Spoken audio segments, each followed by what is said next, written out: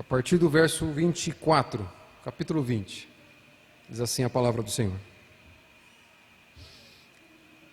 Ora, Tomé, um dos 12, chamado Dídimo, não estava com eles quando veio Jesus. Disseram-lhe, então, os outros discípulos: vimos o Senhor. Mas ele respondeu: se eu não vir nas suas mãos o sinal dos cravos, e ali não puser o dedo, e não puser a mão no seu lado, de modo algum acreditarei. Passado 8 dias, estavam outra vez ali reunidos os seus discípulos, e Tomé com eles. Estando as portas trancadas, veio Jesus, pôs-se no meio e disse-lhes: paz seja convosco. E logo disse a Tomé: põe aqui o dedo e vê as minhas mãos. Chega também a mão e põe-na no meu lado. Não sejas incrédulo, mas crente. Respondeu-lhe Tomé: Senhor meu e Deus meu. Disse-lhe Jesus: porque me viste, creste? Bem-aventurados os que não viram e creram. Na verdade, fez Jesus diante dos discípulos muitos outros sinais que não estão escritos neste livro.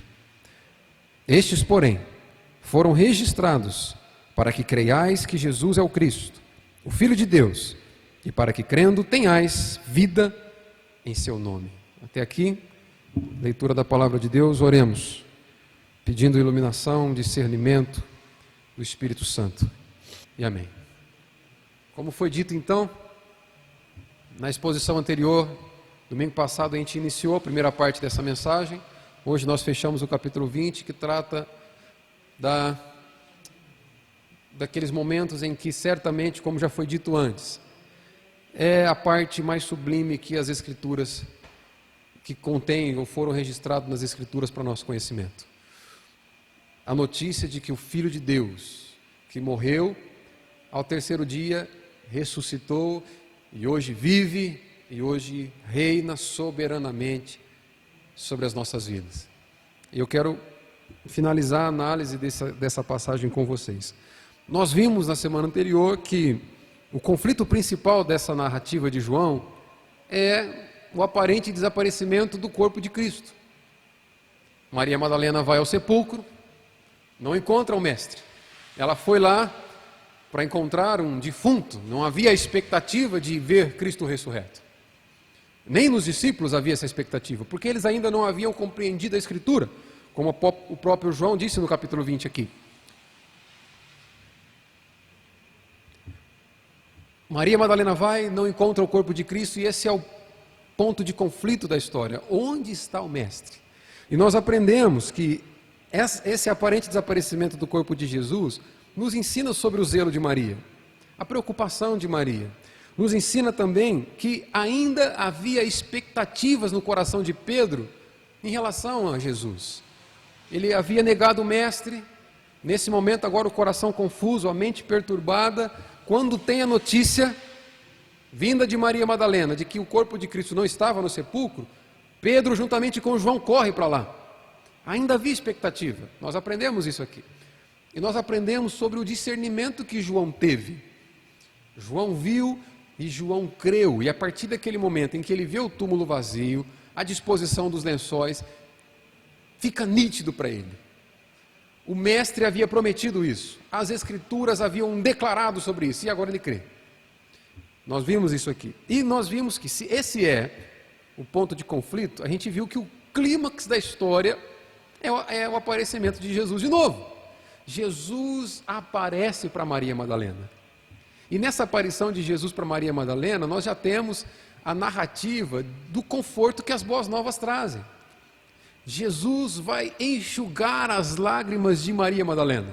Ele pergunta para ela: mulher, por que você chora? Já apontando para esse consolo eterno que nós teremos, resultante da boa nova do Evangelho. Haverá um dia em que toda lágrima será enxugada. Para isso aponta essa verdade. Essa aparição de Jesus para Maria Madalena também nos mostra o poder supremo da voz do pastor. Maria não o reconhece imediatamente, mas quando Jesus diz, Maria, quando ele a chama pelo nome, fica nítido para ela, eu estou diante do Mestre. E isso deixa claro que o pastor reconhece as suas ovelhas e a chama pelo nome.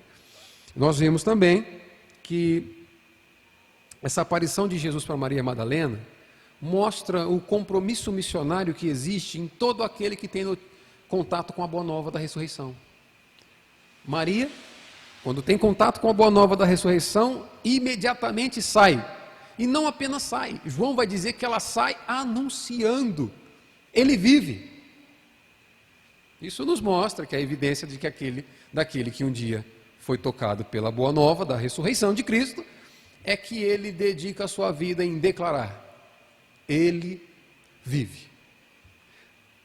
Não é de à toa que nós cantamos isso na nossa liturgia. Porque ele vive, posso crer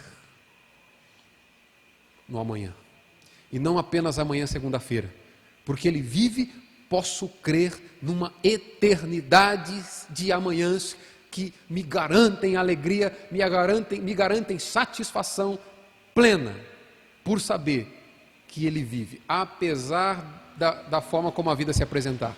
O fato de saber que ele vive, temos conforto para a nossa alma. E isso faz de nós comprometidos com a proclamação dessa verdade. Aprendemos isso aqui. Outra coisa que nós aprendemos com a aparição de Cristo agora para os discípulos é que Jesus vai até eles enquanto eles estavam trancados em um recinto. Talvez um recinto menor que esse, com portas trancadas, e eles estavam trancados por causa do medo dos judeus, medo de que acontecesse com eles o que aconteceu com Jesus. Estavam trancados por falta de paz. Por isso Jesus, ao chegar no meio deles, vai dizer, paz seja convosco. Era isso que eles precisavam, era disso, faltava paz. Estavam trancados talvez por falta de um propósito. Há 3 anos dedicados em seguir o Mestre. Agora o Mestre está morto. Vamos fazer o que com a nossa vida? Jesus aparece no meio deles, dando sentido para a vida, dizendo para aqueles homens, assim como o Pai enviou a mim, eu envio vocês. E vocês não vão sozinhos. Jesus sopra sobre eles o Espírito Santo. Isso nós aprendemos com a aparição de Jesus. E guardamos para hoje, e não menos importante, a aparição que Cristo faz para Tomé. Todos conhecem Tomé, aquele que precisa ver para crer. Quantos Tomés existem na igreja? Quantas vezes nós nos portamos como Tomés? Mas eu quero tirar 3 lições com essa aparição de Cristo para Tomé. E a primeira dela é que o texto nos mostra, nos possibilita entender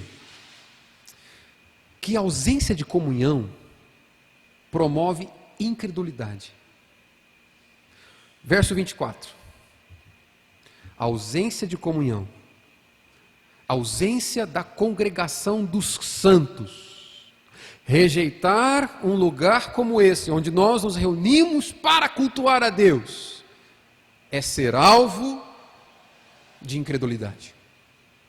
É não apenas demonstrar incredulidade, mas nutrir incredulidade no nosso coração. Primeira lição, a ausência de comunhão com os irmãos promove incredulidade. Verso 24 diz assim: ora, Tomé, um dos 12, chamado Dídimo, não estava com eles quando veio Jesus. Disseram-lhe então os outros discípulos, aqueles que estavam reunidos, aqueles que provaram da vinda de Cristo, aqueles que viram Jesus ressurreto. Disseram-lhe então os discípulos, vimos o Senhor. Mas ele respondeu, se eu não vir nas suas mãos o sinal dos cravos, e ali puser o dedo, se eu não puser a mão no seu lado, de modo algum acreditarei.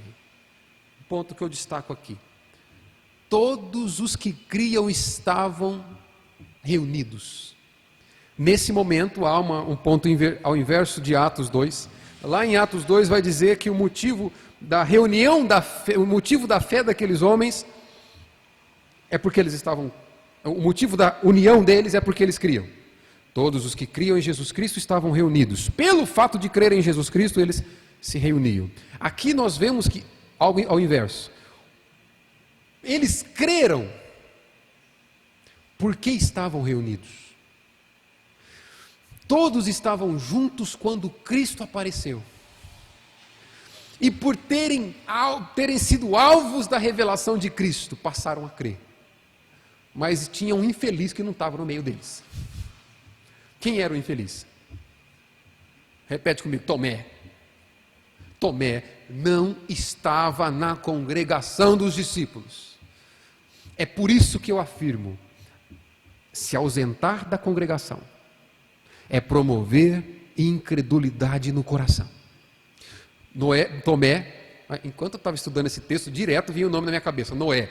E eu falava assim, não posso falar Noé para os irmãos, porque não tem nada a ver com Noé, Tomé. Tomé, por não estar na congregação, Tomé, por não estar reunido com os discípulos, demonstrou incredulidade. Rejeitar esse momento, irmãos, é abraçar a incredulidade. Nós conhecemos Tomé, nós tratamos um pouquinho sobre Tomé. E nós vimos que Tomé era um cara dedicado a Jesus. Porém, era um homem de um comportamento extremamente pessimista. Ele fez declarações ousadas, ainda que pessimistas. Vocês vão se lembrar, em João capítulo 11, quando Jesus diz que ele vai voltar para ressuscitar Lázaro, os discípulos sabiam, eles saíram de Betânia, saíram das regiões ali de Jerusalém, fugidos, porque os judeus queriam matá-lo. E agora Jesus vai dizer, vou voltar para lá, para ressuscitar Lázaro. Na cabeça dos discípulos, pronto, está perdido, agora eu vou morrer. Olha a declaração de Tomé, pessimista Tomé, vai dizer, vamos para morrer junto com ele. Não vamos deixar o mestre morrer sozinho, vamos juntos. A causa dele é a nossa causa, vamos morrer juntos. O cara não conseguia ver o lado bom da vida, pessimista. É por isso, irmãos, que Tomé, quando expressa essa incredulidade, ele está pondo para fora a sua visão de mundo. A ressurreição de Cristo era bom demais para ser verdade. Aquele discípulo estava acostumado com o lado ruim da vida. Era muito bom para ser verdade. Perceba que o problema não está no temperamento de Tomé. Tomé era um homem pessimista, mas Cristo tinha, mesmo dentre os seus discípulos, homens pessimistas, para mostrar que quem faz a obra é Ele, e não o comportamento humano. Assim como entre os discípulos de Jesus, tinha um homem impulsivo como Pedro, corajoso, talvez, otimista demais, eu vou contigo até a morte, e não foi, não passou da porta, ficou para o lado de fora, com medo, negando Cristo. Tem um outro extremo que é um homem pessimista como Tomé. Percebam, no colégio de apóstolos, tem tantos homens otimistas como homens pessimistas. O problema não está no pessimismo ou no otimismo, porque não é o seu temperamento que determina a sua qualidade de vida com Deus. A sua qualidade de vida com Deus é determinada pelo quanto você se empenha em estar com Ele. Pelo fato de Tomé não estar na congregação naquele dia, perdeu a oportunidade de receber revelação de Cristo. Nutriu incredulidade no seu coração. Tomé era naturalmente pessimista, porém, por não estar reunido com os discípulos, perdeu a oportunidade de, naquele instante, ser curado da sua incredulidade. Vocês vão entender por que eu estou falando sobre isso. Olha para o seu lado.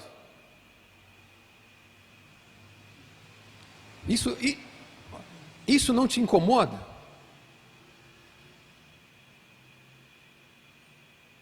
Rejeitar a congregação dos santos é nutrir incredulidade no nosso coração. Muitas vezes o indivíduo não entende porque que a sua fé é ridícula, é medíocre. Por que você acha que é mais comum, no meio dos evangélicos dessa nação, uma fé medíocre? Medíocre no sentido de ser mediana. Porque o simples fato de estar num lugar como esse, cultuando a Deus, é um peso demais para eles. É um fardo insuportável. Tomé retardou o descanso de seu coração. Assim como os outros discípulos, Tomé devia estar com sua mente completamente perturbada, com o seu coração completamente ansioso, principalmente por essa característica pessimista. Imagina você, se dedicaram 3 anos em servir o Mestre, em seguir o Mestre, aprendendo do Mestre, sendo ensinado por Ele, e agora simplesmente está morto. Imagina o coração desses homens. Porém, na congregação dos discípulos, houve pacificação de Jesus Cristo. Jesus, quando aparece no primeiro domingo para eles, no domingo da sua ressurreição, ele vai estabelecer paz. Jesus não apenas vai cumprimentar aqueles homens dizendo paz seja convosco. Ele estabelece paz no coração atribulado. Tomé vai retardar a sua paz pelo simples fato de não estar lá. Quantas vezes nós perdemos a oportunidade de nutrir o nosso coração com paz do Espírito pelo simples fato de rejeitarmos o culto de adoração? Não se engane. Rejeitar um momento como esse, rejeitar a adoração ao Senhor, é nutrir incredulidade no coração. É por isso que muitos ficam pelo caminho, e uma vez você vai dizer: ele não era crente, estava conosco em todos os cultos, simplesmente foi deixando de aparecer, mas ele fez profissão de fé, ele passou pelo batismo, fez profissão de fé, ele era dizimista fiel, ele estava presente, ele até pregava na igreja. Simplesmente a fé foi minguando, porque na ausência da congregação, a fé definha. Não há paz em um coração que não está em congregação com os irmãos, em comunhão com os irmãos. Deus tem um compromisso com esse corpo aqui nessa cidade. Deus tem um compromisso com a sua igreja. Na comunhão com os discípulos houve manifestação de Jesus e a restauração da fé daqueles homens. Abre um parênteses aqui. Eu gostaria que você me ajudasse a contar isso, a ter o mesmo sentimento que houve em Maria Madalena. Maria Madalena, quando vê a revelação de Jesus, sabe o que ela faz? Sai contando para os discípulos. Eu gostaria de contar contigo para isso também. Olha para cada um daqueles irmãos que faz tempo que você não vê na igreja e corre para contar para ele o que eles estão perdendo.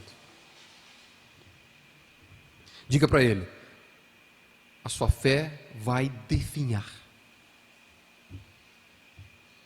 Na comunhão dos irmãos há o suprimento do conhecimento que nos leva a ter discernimento que precisamos para ter paz e convicção em relação à nossa vida com Deus.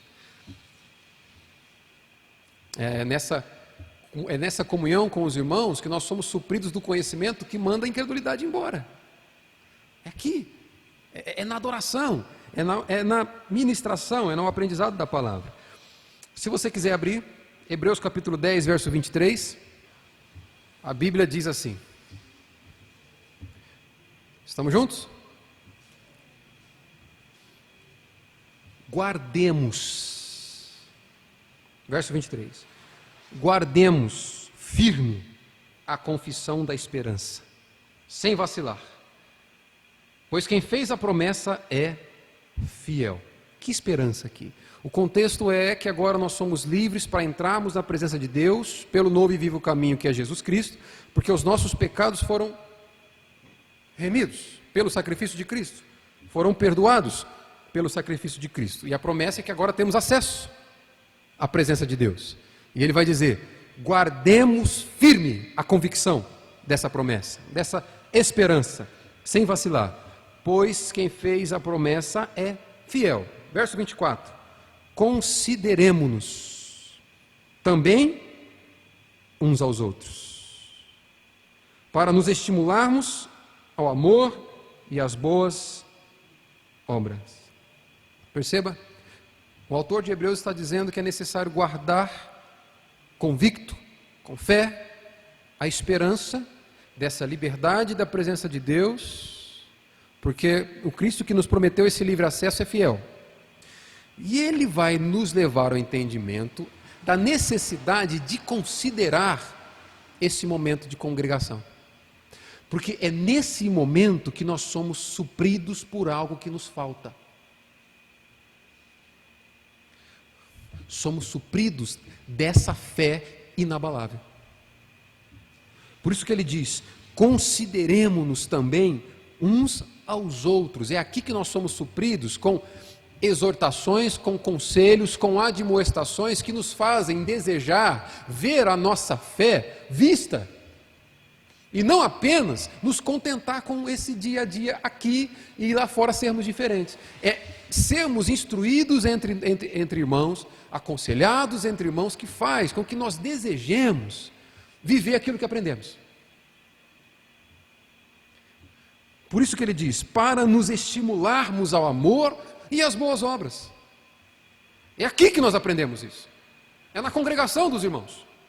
Verso 25. A conclusão é óbvia. Se é aqui que nós aprendemos isso, ele vai dizer, não deixemos de congregar-nos, como é o costume de alguns. Antes, façamos admoestações, e tanto mais quanto vedes que o dia se aproxima.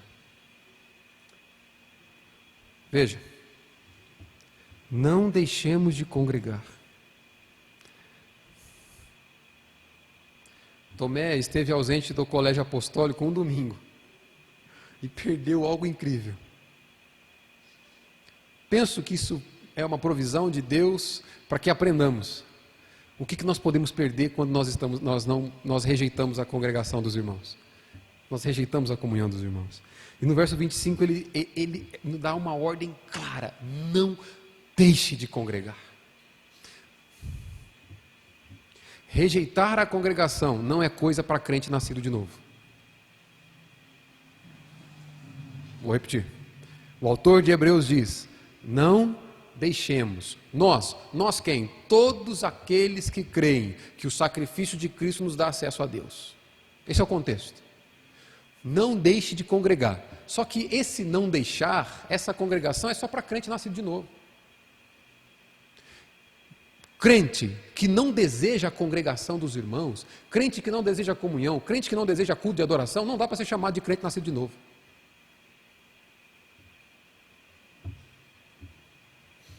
Auto-engano. Só deseja comunhão, só deseja adoração aquele que crê no que Cristo fez. E quem crê no que Cristo fez, nasceu de novo. Por isso eu afirmo, nenhum crente nascido de novo rejeita o culto de adoração. Se quiser voltar em João, pode voltar em João capítulo 20. Entenda uma coisa, irmãos, não existe cristão carreira solo.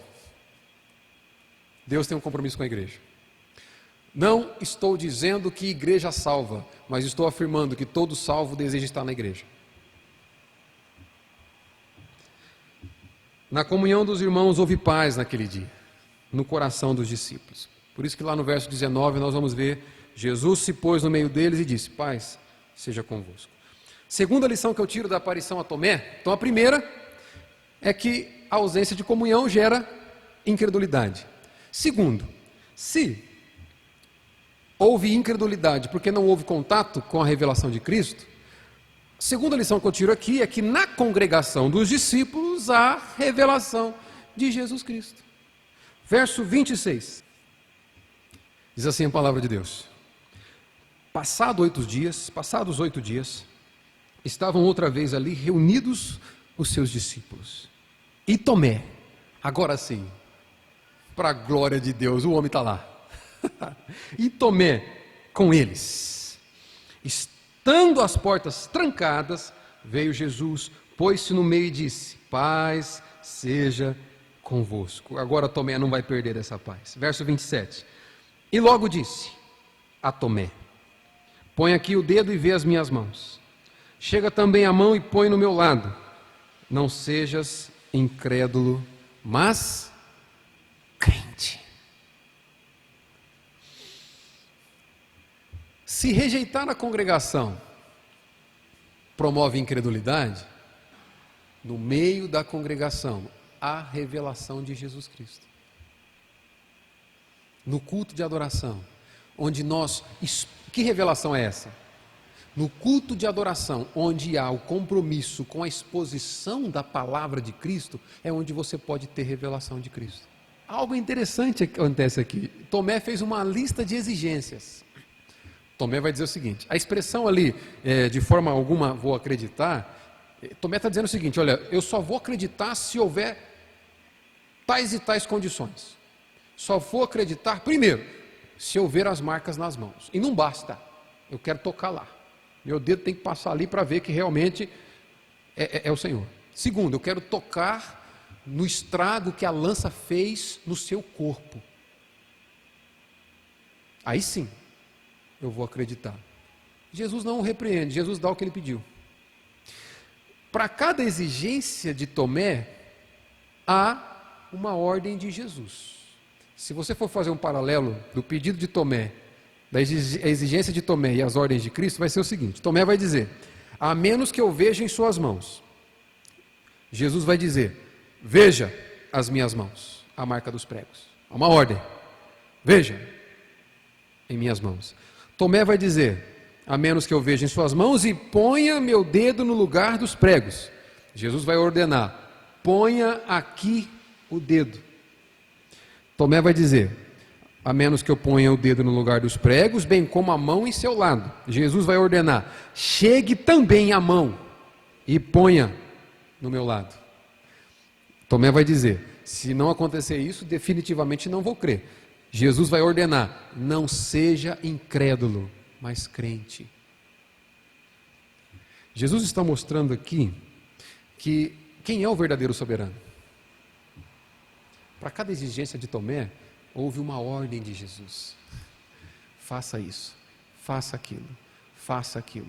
Não seja incrédulo, mas creia. É na congregação, é na comunhão dos irmãos que nós temos acesso às ordens, aos imperativos de Jesus, que Ele determina a forma que Ele espera que nós nos comportemos. Como que você vai agir segundo a vontade de Jesus Cristo, se rejeitar o momento que Ele estabeleceu para que você seja instruído na vontade dEle?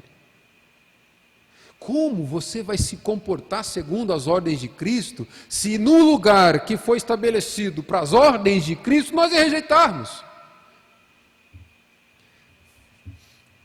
É na reunião dos discípulos que há a revelação, que há a propagação da vontade de Cristo, a qual eu posso me apegar e aprender. Tomé fez uma série de exigências, mas ele se rendeu diante das ordens de Cristo. Ele percebeu que o único soberano ali e apto para fazer exigências é só o Senhor.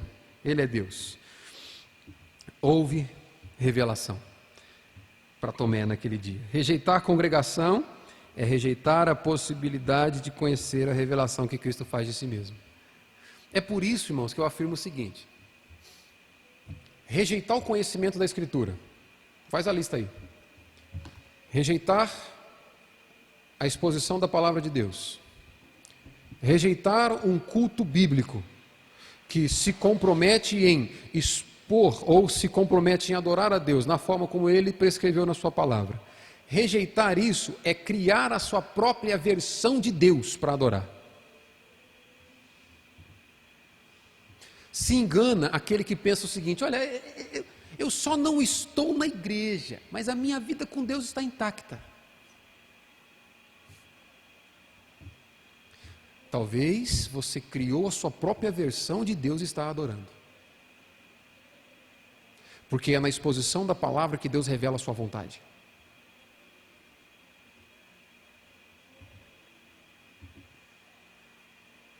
Ok?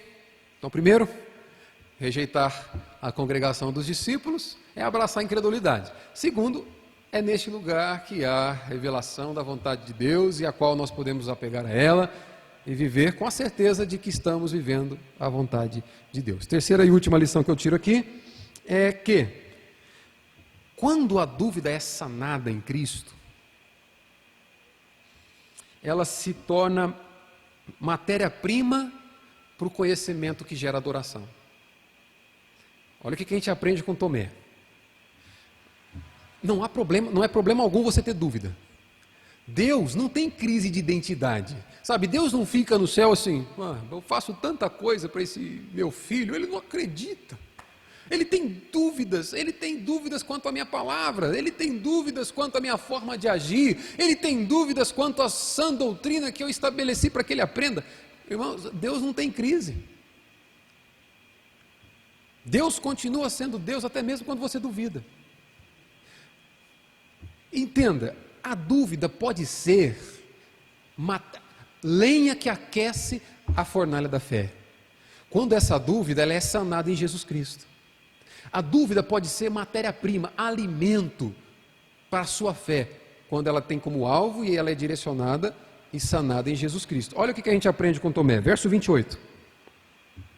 Respondeu-lhe Tomé, Senhor meu e Deus meu.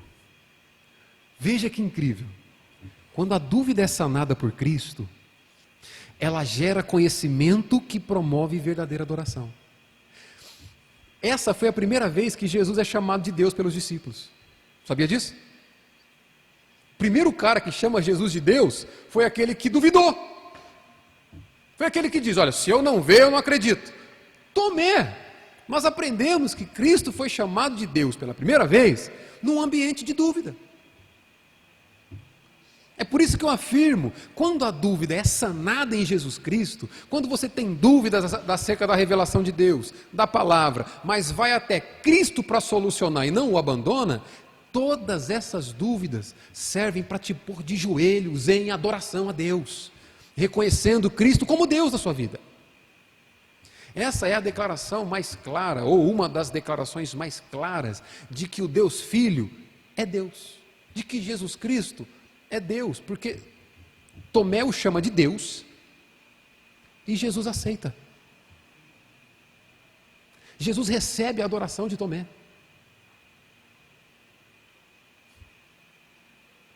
Não há problema algum você ter dúvida, desde que você tire a sua dúvida em Jesus Cristo. O Senhor proveu para Tomé o conhecimento necessário para gerar a verdadeira adoração que brota de um coração adorador. É por isso, irmãos, que experimentar de Jesus nos leva à verdadeira adoração. Agora, se eu perguntar uma coisa para você, vou repetir. Tomé estava em dúvida, porque não provou o que os outros discípulos provaram.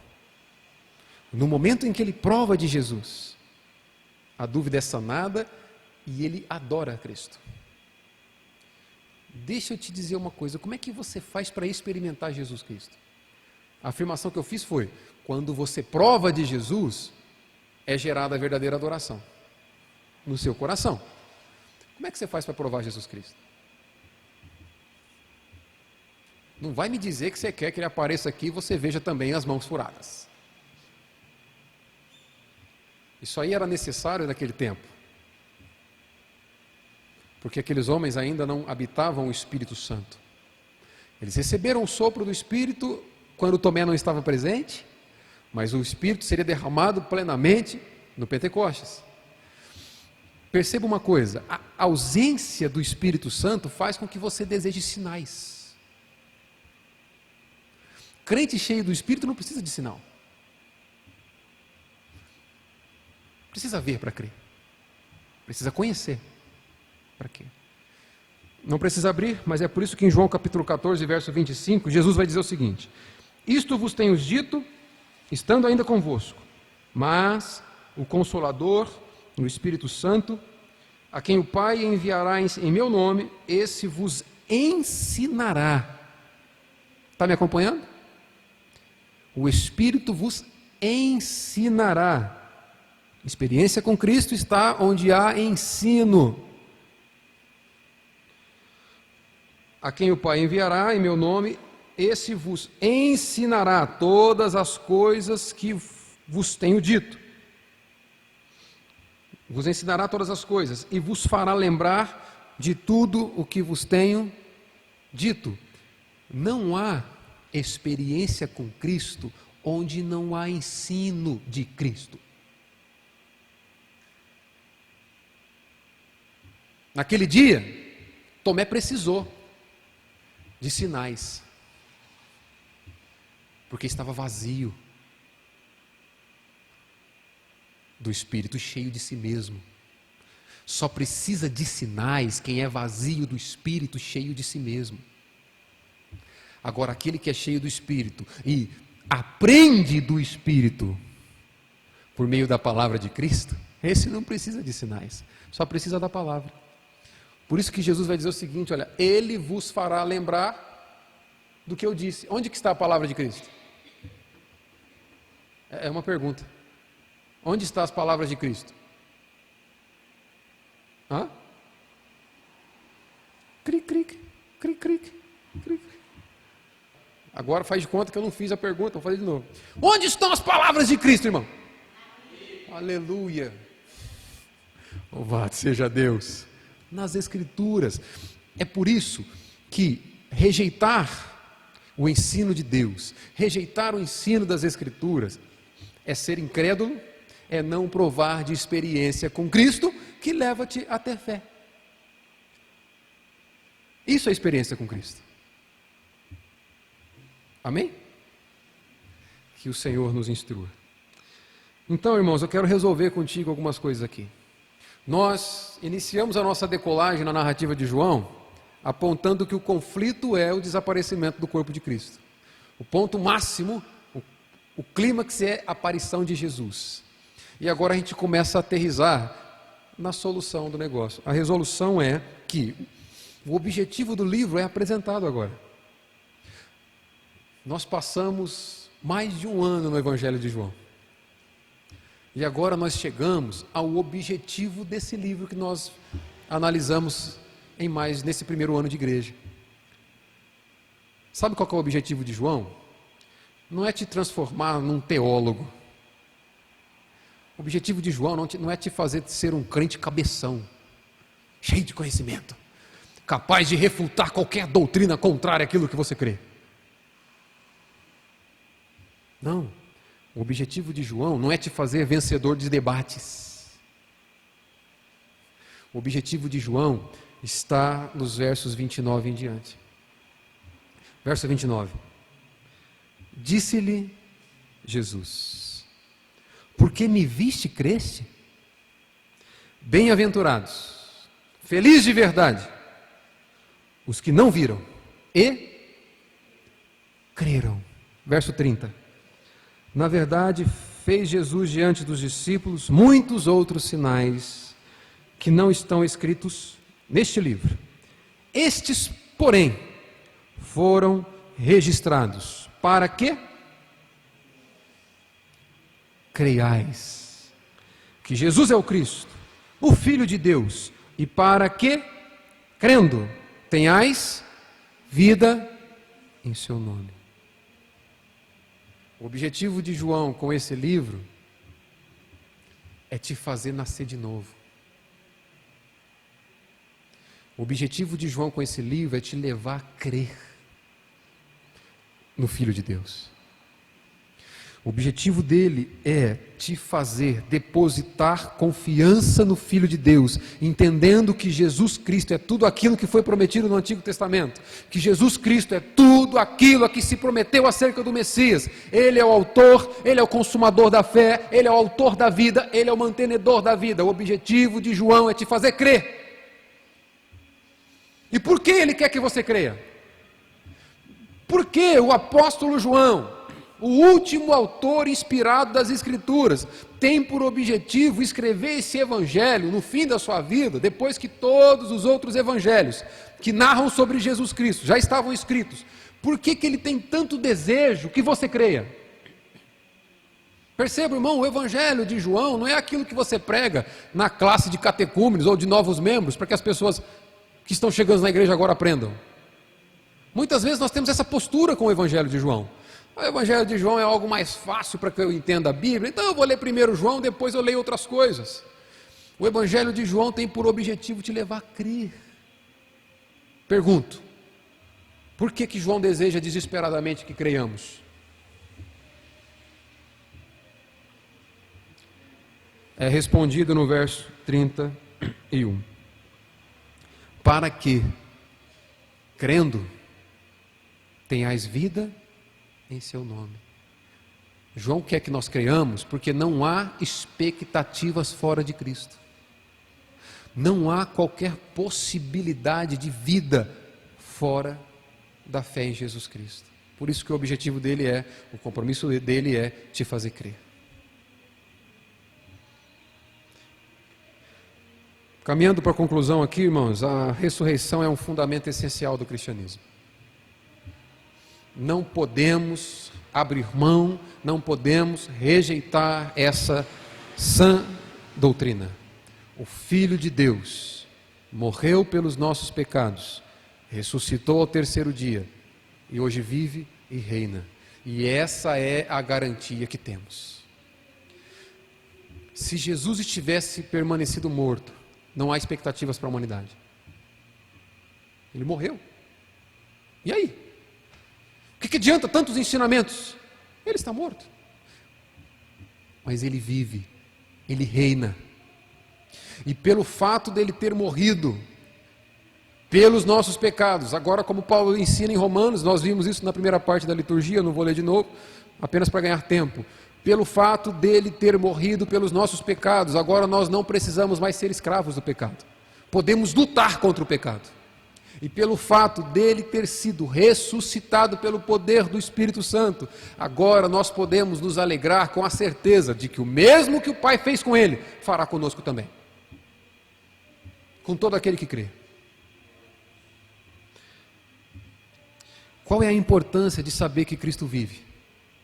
O que isso tem de importância para a sua vida? Vamos pensar o seguinte: o que mudaria se nós crêssemos com toda a força do nosso coração que Cristo vive e que hoje Ele está assentado à destra de Deus, reinando? O que muda na sua vida? O que você vai fazer na segunda-feira com essa informação? É uma pergunta.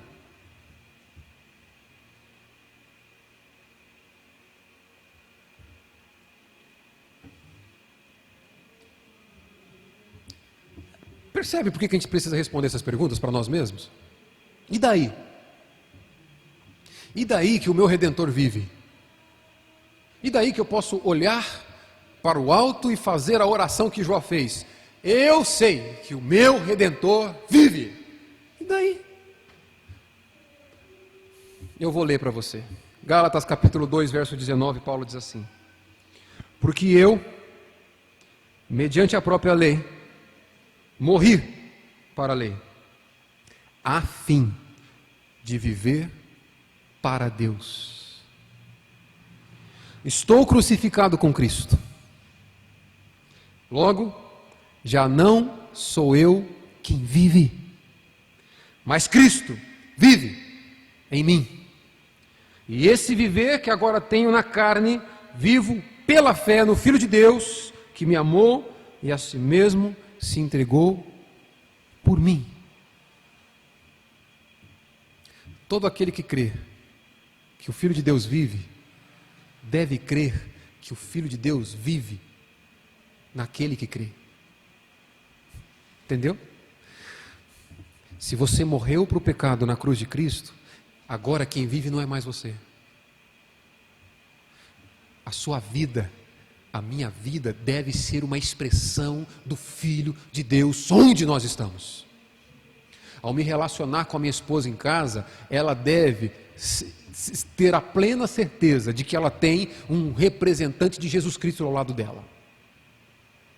Ao me relacionar com meus colegas de trabalho, eles precisam ter a certeza de que eles têm um representante de Jesus Cristo trabalhando com eles.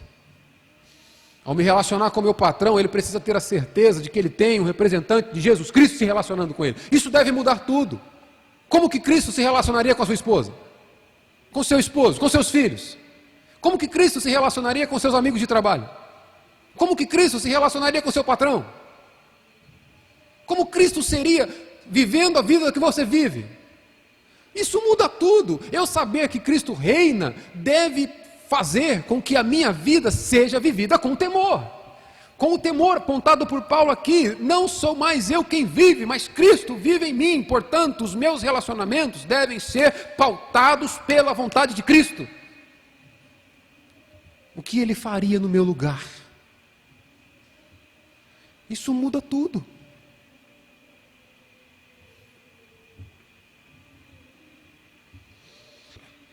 Aplicando algumas coisas aqui, o tema central que nós temos, que Deus se revela como Redentor, nos garantindo que assim como Ele ressuscitou o Filho dele, Ele fará conosco. Irmãos, você pode crer nessa noite. Todos os homens que já morreram, todos os homens que estão morrendo essa noite, nesse exato momento, muita gente está morrendo. Está comigo? Estou acabando já. Todos os homens que já morreram, nesse momento, muitos estão morrendo. Amanhã muitos morrerão.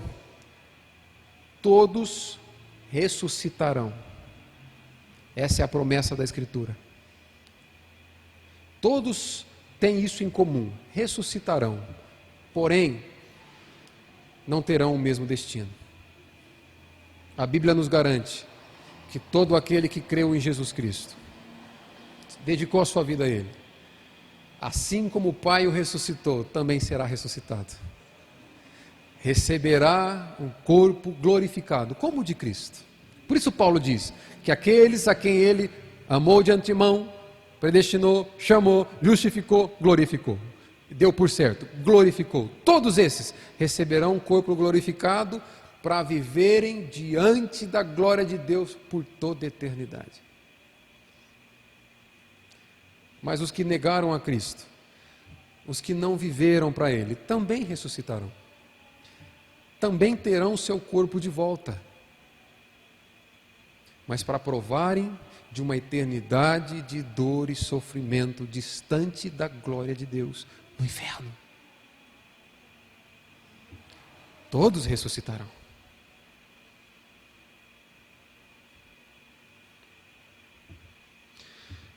Nós aprendemos algumas posturas com esses personagens que foram narrados na semana passada. Com Maria Madalena, dedicação e zelo para com Jesus. Talvez você não estava, aquele que não estava aqui não acompanhou, mas Maria Madalena se dedicava a Jesus Cristo. Que você possa dedicar a sua vida a servi-lo, a cuidar dos interesses dele. Maria era reverente ao Mestre, que essa reverência possa ser vista em nós. Maria compartilhou a mensagem da ressurreição, que ao sairmos deste lugar, isso possa fazer sentido para nós. Que você e eu possamos assumir o compromisso de anunciar que Ele vive. E isso deve fazer todo sentido para nós. Seja um proclamador dessa boa nova. Nós aprendemos com Pedro aqui. Mesmo vivendo um momento de fraqueza na fé, acabou de negar Jesus Cristo, um turbilhão na mente, coração completamente abalado, não perdeu o interesse por Jesus. Quando ouve que aconteceu algo com o corpo do Mestre, ele corre para lá. Não permita que as dificuldades... Deixa eu te dizer uma coisa. Para amanhã, você chegar para mim e dizer, vejo que tu és profeta. A dor, o sofrimento vem para todos. Uma hora vai vir para nós também. Mas que o exemplo desse apóstolo possa te fazer ficar de pé no momento da dor e do sofrimento. Que ainda haja interesse no seu coração por Jesus Cristo. Nós aprendemos com João que houve discernimento. Busque conhecer a Cristo, para que a sua adoração seja direcionada por aquilo que você conhece, e não por aquilo que você pensa acerca dele, mas pelo aquilo que ele revelou de si mesmo. Nós também podemos aprender com Tomé. Uma dúvida direcionada a Jesus o tornou no primeiro adorador de Cristo como Deus. Direcione suas dúvidas a Ele. E a sua dúvida, que ela te coloque de joelhos para adorar o Filho de Deus. Assim como Tomé se prostrou e o adorou. Mas nós aprendemos um exemplo negativo aqui com Tomé. Não rejeite a congregação. Não rejeite a reunião dos santos. Não rejeite o lugar, o culto de adoração a Deus. Rejeitar esse lugar aqui, irmãos, alerta da palavra de Deus. Rejeitar o culto, rejeitar o conhecimento da Escritura, faz com que você abrace a incredulidade e morra com ela. Há revelação de Deus, onde a pregação de Deus, onde a pregação da palavra de Deus acontece. O mesmo Deus, alegre nisso, o mesmo Deus que ressuscitou Jesus Cristo, ressuscitará todo aquele que crê. E não para uma condenação eterna, mas para usufruto da glória de Deus por toda a eternidade. O que nós devemos fazer com uma narrativa como essa? Primeiro, devemos ser devotos como Maria Madalena. Segundo, devemos manter interesse como Pedro manteve, apesar das dificuldades. Terceiro, buscar discernimento que João buscou. Quarto, a adorar, mesmo em meio a dúvidas, ao Filho de Deus. Isso é o que você deve fazer. Quem nós devemos ser depois de ouvir essa exposição? Confiantes no poder de Deus. Devemos ser confiantes no poder de Deus. Devemos ser alegres, plenamente satisfeitos com a afirmação de que assim como Cristo vive, nós também viveremos eternamente com o Pai, para a honra e glória do Senhor. Amém? Queria te convidar a baixar tua cabeça e fechar teus olhos.